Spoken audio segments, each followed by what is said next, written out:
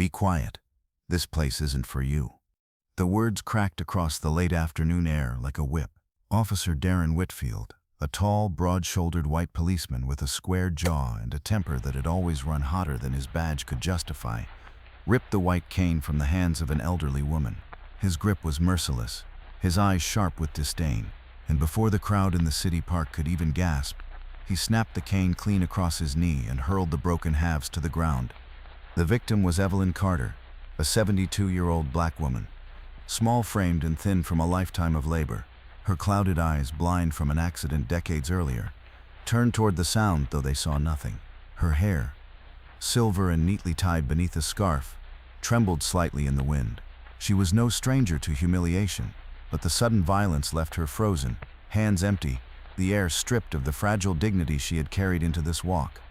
Only moments earlier, Evelyn had been making her way carefully along the accessible path that sloped toward the street, her usual route home. Her cane tapped rhythmically, a soft metronome guiding her through the noise of children laughing, strollers squeaking, runners pounding the pavement.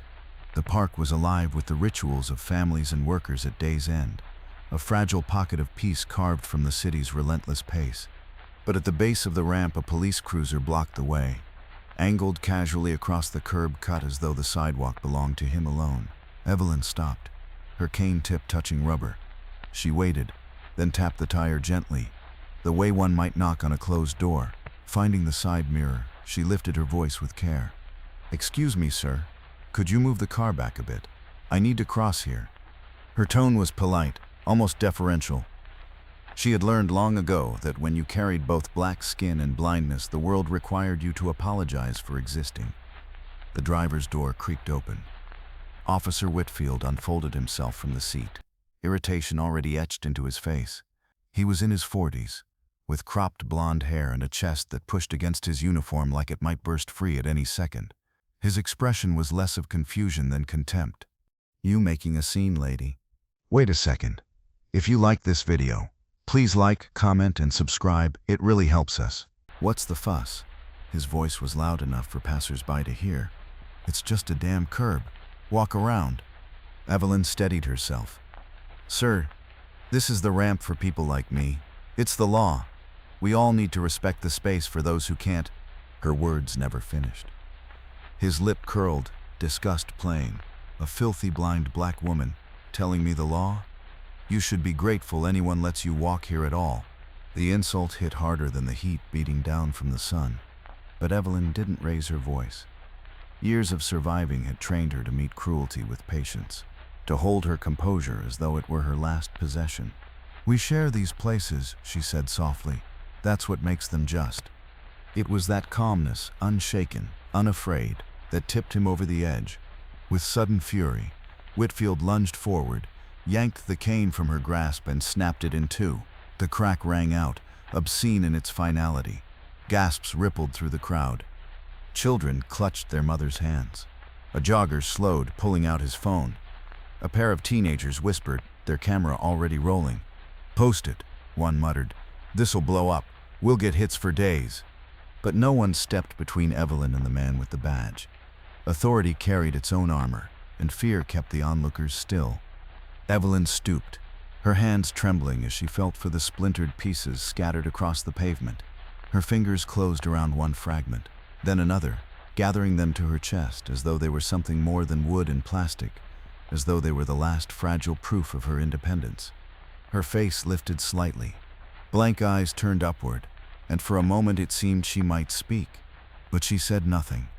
No protest, no curse, only silence, deep and heavy, settling around her like a second shadow. Officer Whitfield sneered, shaking his head as though he'd won something. He kicked the larger half of the cane out of her reach. "That's what happens when you mouth off. Now move along." The crowd didn't move. Their silence was thick with complicity. Part shock, part calculation, part cowardice. Phones recorded, yes, but bodies stayed planted where they were. The spectacle was safer than intervention. Evelyn remained still, then slowly reached again, fingertips brushing against the shards. She pulled them close, folded them into the crook of her arms, and straightened. Though her body quivered, her back did not bow. The sadness in her expression was undeniable, but it carried no hatred. She looked, instead, like someone who had weathered storms long before this one, and knew she would weather this too. Around her, the world seemed to hold its breath. The hum of the park, the laughter, the chatter, the barking of distant dogs fell quiet, replaced by the oppressive silence of witnesses unwilling to act. In that silence, Evelyn Carter stood with the broken remains of her cane, stripped of the tool that gave her autonomy. Yet she did not weep, she did not rage. Her composure was her last defense, and she clung to it fiercely, even as humiliation pressed down. What no one knew, not the officer who smirked at his own cruelty, not the bystanders who whispered about views and clicks, not even Evelyn herself, was that this moment was not the end of the story, it was only the spark. Evelyn Carter had carried silence like a second skin for decades. Silence after her husband's death in a factory accident, when steel crushed the life out of him and left her with a son to raise alone. Silence after the explosion that robbed her of sight years later, a workplace fire where smoke and chemicals seared her eyes, and silence even now when a uniformed officer broke her cane and scattered her dignity across the pavement. She told herself silence was not weakness, it was endurance. A shield for her son, who had never asked to inherit her burdens. All her life she had worked with her hands, cleaning, folding, hauling, scrubbing. Every menial job the city threw away she gathered up, trading her body's strength for her son's education. The muscles that had once borne crates and scrubbed floors had thinned with age, but they had built something she considered far greater, her son's future. Now in her 70s, Evelyn had settled into a routine carved out of habit and devotion. Each morning she walked to the park, cane tapping steadily, memorizing the rhythm of curbs, the sound of fountains, the rough pattern of bricks underfoot. Each afternoon she returned to her small apartment, tying on her apron to prepare dinner, always hoping her son might return in time to share it. Those quiet rituals were her way of keeping hold of freedom, of memory, of the sliver of life that was still hers to choose. Her son, Marcus Carter, had made good on her sacrifices. At 38, Marcus was a man of sharp suits and longer hours, the kind of public servant whose phone never stopped buzzing. Broad-shouldered, tall and meticulous in dress, he carried the weary authority of someone who knew both ambition and responsibility. Mother and son lived together in a modest apartment near the city center. It was not luxury, but it was theirs. Bought with Marcus's savings, a deed that bore his name, an achievement Evelyn praised each time her fingers touched its walls. "This is your triumph," she often told him, "not mine." And Marcus would smile faintly, though always on the move, his briefcase already in hand. Their bond was real, but distance threaded through it. Evelyn never wanted to trouble him with her aches, her humiliations, the small abrasions of daily prejudice. She knew he carried enough on his shoulders, so she tucked her hardships away, folding them like laundry no one else would see. Marcus, for his part, believed providing was proof enough of love. He rarely slowed down to notice the silent scars accumulating in his mother's heart. To neighbors, Evelyn was simply the blind old woman, a figure to avoid on crowded sidewalks, a whisper of inconvenience in grocery lines. Children sometimes mocked her, calling her a witch when she tapped past them with her cane. Adults dismissed her with clipped tones. "Watch where you're going. Move aside. You shouldn't be here alone." She bore it all without protest, her dignity quiet but unbroken. So when Officer Whitfield snapped her cane in the park, the bystanders' whispers did not surprise her. Troublemaker, always causing a scene. People like her should stay home. Evelyn heard it in their voices, felt it in their retreating footsteps. It was not the first time society had exiled her in plain sight. She knew well the sting of invisibility, the paradox of being both too visible and unseen. That evening she returned home as always, the broken cane tucked beneath her arm like a wounded limb. She said nothing when Marcus called, breathless, to tell her he would be late again. She did not mention the officer, or the crowd, or the humiliation that still burned against her skin. She only asked if he'd eaten, then hung up before her voice could betray the tremor in her chest. At the kitchen table, Evelyn spread the two halves of the cane before her. With careful fingers, she tried to fit them together, aligning jagged edges as though mending bone. She wrapped tape around the fracture, fashioning a crude splint that would hold until she could manage more. It wasn't strength she lacked. It was permission to burden her son with the truth. As she worked, she whispered into the emptiness. If I speak, I make his path heavier. If I stay silent, at least he walks free. Silence again. Always silence. Later, she set the broken cane against the wall, washed her hands, and began chopping onions for dinner. The smell filled the small kitchen. Familiar, comforting, masking the sting in her eyes. She hummed under her breath. Tuneless, steady, as though the act itself could stitch her fractured pride together. When Marcus finally came home, long past dusk, he barely noticed the taped cane propped by the door. He kissed her forehead, thanked her for the meal, and retreated into his office with files that demanded his attention.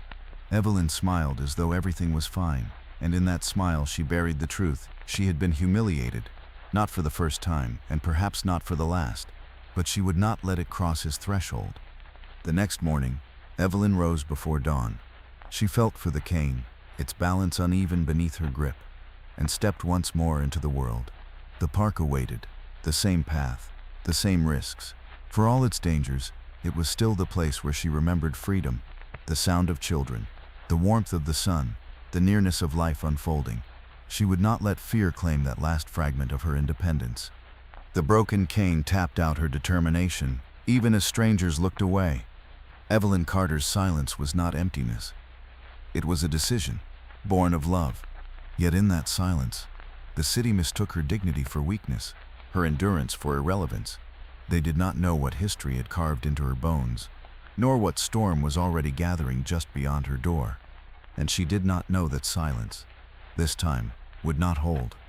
Officer Darren Whitfield strutted through the park that evening as though nothing had happened. He relished the muttered silence of the crowd, the way no one had dared challenge him. In his mind, he had won, asserted authority, crushed defiance. The fragments of a blind woman's cane meant nothing more to him than the cracking of a twig underfoot. But while Whitfield congratulated himself, the city had already turned him into a spectacle. The video, one shaky phone recording among many, hit social media within hours. Its images were stark. The officer towering over Evelyn Carter, his hand yanking the cane, the brutal snap, the crowd's collective gasp. The clip spread with the speed of outrage, each share adding fuel to a fire that could not be contained. By dawn, the footage had crossed state lines, accompanied by captions seething with disbelief. Police brutality against a blind elderly woman. Humiliation in broad daylight. Where is the justice? And by mid-morning, it reached the desk of the state's chief law officer. Marcus Carter sat in his office, a paneled room lined with shelves of case files and law books. The title on his door read, Attorney General of the State of Columbia, a role he had fought for with every ounce of grit his mother had instilled in him. He was sifting through briefs when his aide, a young clerk named Daniel Ruiz, rushed in, tablet in hand. "Sir, you'll want to see this," Daniel said, his voice tight. Marcus looked up, irritation flickering at the interruption. But when the screen was placed before him, his world split open. He watched the recording in silence. At first, just shock, then recognition, unmistakable. The scarf around her hair, the posture he'd known all his life, the clouded eyes straining toward a voice she couldn't see. "Mother," he whispered. The word lodged in his throat like glass. A flood of rage surged through him, rage sharpened by grief and grief deepened by guilt. He had been absent again, buried in work, while his mother had been humiliated in broad daylight. His chair scraped back sharply. "Clear my schedule," he ordered. Daniel blinked. "All of it, sir. All of it. We open an investigation immediately." The Attorney General's office erupted into motion. Marcus moved with the precision of a man both son and prosecutor, his instructions sharp and unrelenting. "Secure the original clip. Every copy. We'll need metadata for authentication. Subpoena the officer's body cam. Full footage, unedited. Pull CCTV from the park perimeter. Every angle. Identify witnesses. Get sworn statements before memory can be bent. And suspend Officer Whitfield effective immediately. I want him stripped of his badge until this is resolved." His staff scattered like runners at the sound of a starting gun. Within hours, files thickened. Witnesses lined up and evidence poured in. The machine of justice, so often sluggish, now surged forward with the power of a personal vow. Whitfield, blindsided, realized too late the magnitude of his target. The blind woman he had degraded was not an anonymous nobody. She was the mother of the state's attorney general, and no apology, no denial, could unmake what had been captured on video. His confidence curdled into panic. "It was a misunderstanding," he muttered to colleagues. "She provoked me. She touched my car first." But his excuses dissolved under the scrutiny of investigators, the weight of recordings and the sudden absence of allies willing to defend him. The storm swelled further when Marcus stepped before the press. Dozens of microphones jutted toward him, cameras blinking like unblinking eyes. Marcus stood tall, his dark suit impeccable, but his voice carried the raw edge of a son's indignation. "This office will not tolerate abuse of power," he declared. "Not against the elderly, not against the disabled, not against anyone stripped of voice by prejudice." The reporters pressed forward, questions flying, but Marcus raised a hand and continued. "The woman in that video is not just another case. She is my mother, and I say this today as both Attorney General and son. I will use every authority at my disposal to ensure justice is done, not only for her but for every person like her who has been silenced." The room stilled. For once there were no interruptions. His words hung heavy, undeniable, cutting across political lines like a blade. The local police department, suddenly under siege, scrambled to respond. Policies once hidden in filing cabinets were dragged into daylight. Past complaints against Whitfield surfaced, reports of racially charged remarks, intimidation, cases conveniently dismissed or buried. One officer admitted off record, "We all knew he was trouble, but no one wanted to take him on." Now the pattern formed a damning mosaic. The prosecution team built its case brick by brick. Each complaint a tile in the portrait of a man who had treated the badge as license to demean. And when the day came for court, the tension was palpable. The courthouse steps swarmed with reporters. Inside, the benches overflowed. At the front sat Evelyn Carter, frail yet resolute. Her hands folded over the taped cane she refused to replace until the trial was done. Beside her sat Marcus, not the polished attorney general now, but a son who had walked too long in the shadows of his own ambition. He leaned close before the hearing began. "Mother, you don't have to be here." Her voice was soft but steady. "I've been invisible long enough. Today they will see me." When Marcus rose to present the evidence, his words struck with the force of both law and blood. He outlined the facts, body cam footage, witness testimony, the viral clip. He built the case meticulously, yet when he paused, his voice shifted. "This is not only about statutes or precedents. This is about a woman who taught me dignity when we had nothing. A woman who raised me alone, blind and widowed, who never once asked for pity. That woman is my mother, and I will not allow her to be diminished." His words echoed in the chamber. The judge, the jury, the public, they saw not only a prosecutor but a son standing guard over the person who had given him life. Whitfield sat at the defense table, his arrogance drained, his jaw tight with regret he could not articulate. For once, the man who had commanded silence found himself silenced by the weight of consequence. In that courtroom, Evelyn Carter was no longer the blind old woman. She was the center, the mother of the state's highest law officer, and a living rebuke to the cruelty she had endured. The trial was not yet over, the sentence not yet passed, but one truth had already crystallized. Evelyn's silence had broken, not through her own lips but through the voice of her son, carrying her dignity into the halls of power where it could no longer be ignored. The verdict came not in whispers but in thunder. Officer Darren Whitfield was stripped of his badge, terminated from the force he had once treated like his private kingdom. Federal prosecutors pressed charges for civil rights violations, charges that carried the weight of prison bars, not just lost paychecks. And the police department that had sheltered him found itself under federal oversight for years to come, every policy scrutinized, every file unearthed, every complaint once buried now dragged into the light. For Evelyn Carter, the court ordered restitution, financial compensation for her suffering, coverage of medical costs, and, most notably, a special fund for elderly victims of abuse. The sum was less important than what it symbolized. For once, the law did not just punish, it sought to repair. But the deeper victory lay not in numbers or decrees. It was in reform. An independent complaints board was created, beyond the reach of local politics. Police training manuals were rewritten, embedding respect for the disabled as law, not suggestion. And the dusty archives of disciplinary records were opened, subject to external audits so that no Whitfield could hide behind silence again. It was, at last, a measure of justice.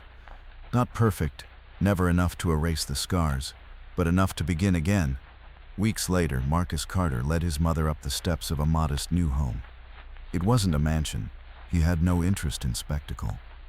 It was a warm, sunlit house with a kitchen window that looked out on a row of trees, where Evelyn could sit and breathe the air of peace she had long been denied.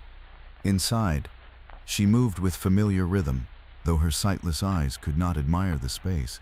Her fingers traced every corner with reverence. "This house feels alive," she whispered, "like it knows we've waited for it." Marcus smiled, though a heaviness still lingered in his chest. He had built a career out of carrying the burdens of others, yet somehow failed to notice the weight his mother had borne in silence. That evening, Evelyn hurried as she always did, chopping, stirring, setting the table with the nervous speed of someone who feared her son would leave before he had eaten. But when she placed the final dish down, Marcus was still there. No briefcase at the door, no jacket over his arm. He was home. They sat together at the small wooden table. 2 plates, 2 cups. It was a sight neither had seen in years. Marcus broke the silence first. His voice was low, almost ashamed. "Mother, why did you endure all of this alone? Why didn't you tell me? Even about the cane, I would have bought you a new one in an instant. I thought you were fine. I told myself you were strong. So I buried myself in work, thinking that was enough." Evelyn smiled faintly, folding her hands in her lap. "I have been strong because I had to be. Silence was my way of keeping you free. I didn't want you to carry my pain when you already carried the weight of the world. I thought, if I stayed quiet, you would fly higher." Her words cut deeper than reproach. They were love disguised as restraint. Marcus reached across the table and took her hand, gripping it as though anchoring himself. His throat tightened, and he paused, fighting the swell of emotion. "I chased duty so hard I forgot that you needed more than my success. You needed my presence. I assumed silence meant peace when really it meant sacrifice." Tears slipped quietly down Evelyn's cheeks, though her expression remained serene. "You've given me everything a mother could dream. A son who stood for justice, not just for strangers, but for me. That is more than enough." "No," Marcus whispered, shaking his head. "It will never be enough. I thought you were unbreakable, but you've been too alone, too long. That ends tonight." For a long moment they sat, hands clasped, time suspended. The gulf of years, the missed dinners, the unspoken wounds, the sacrifices unseen, dissolved in the simple act of recognition. Marcus's voice steadied, rich with a new vow. "We deserve more than survival, Mother. We deserve happiness. No more silence between us. From now on, we live the life we should have lived all along." Evelyn squeezed his hand, her blind eyes lifting toward him as if she could see him clearly once again. "Then let this be our beginning." The world outside continued its chaos, cases, protests, politics, but within the walls of that small house, something greater had been restored. Not just justice in the courts, but justice in the home. The bond between a mother and her son, mended at last. Officer Darren Whitfield's name became a cautionary tale. His downfall cited in trainings. His arrogance now a warning etched into policy. He had sought to break a woman's dignity, but had instead broken his own future. And Evelyn Carter, once dismissed as invisible, now stood as a symbol of resilience. Not because she shouted, but because she endured until her silence was finally heard. In the end, the story was not about humiliation, but about restoration, a mother's quiet strength, a son's awakening, and the truth that justice is not only written in laws or verdicts, but in the simple, unyielding declaration, "We deserve to live as we are meant to live." And in that modest dining room, as 2 hands clasped across a wooden table, justice felt complete. Messenger. Sometimes the battles that change a system begin with a single act of cruelty. A cane snapped in half, a silence imposed on someone the world thought it could ignore. Evelyn Carter's story reminds us that dignity doesn't disappear when others try to strip it away. Her quiet endurance and her son's decision to finally lift her voice into the halls of power show us that justice is not only about punishment, but about recognition. It is about seeing those we've overlooked, restoring what has been stolen, and refusing to let silence bury truth. And maybe the deepest lesson is this: strength does not mean carrying pain alone. Real strength is found when silence is broken, when love demands to be shared, and when justice reaches both the courtroom and the dinner table. Because only then can a fractured life, like a broken cane, be pieced back together.